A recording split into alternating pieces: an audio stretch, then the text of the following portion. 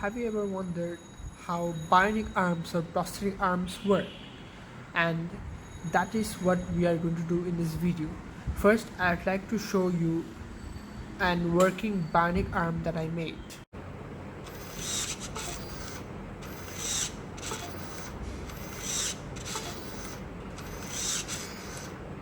So, I'm able to move, contract and relax my arm.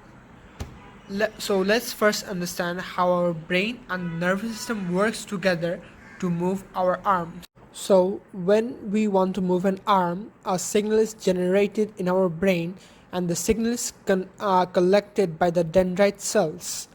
Then the dendrite cells pass the signal along the axon to the muscle fibers.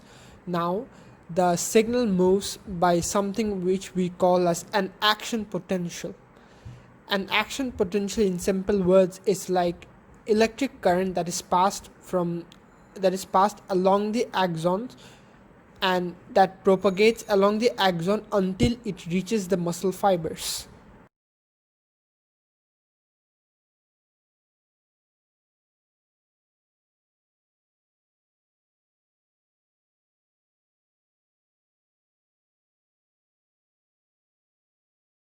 So here we mainly see four components. One is EMG electrodes, EMG sensor, Arduino board and servo motor.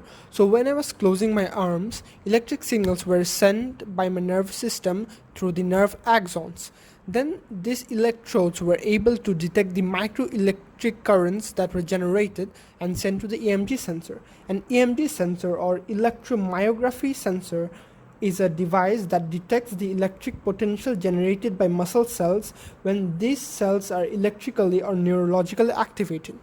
Then this analog signal is converted into digital signal and sent to the Arduino board. And in the Arduino board there is a program that processes the digital signals. So if the digital value is more than the preset value, then an output is given to close the arm. And this works by sending a signal to the servo to contract that will cause the arm to close.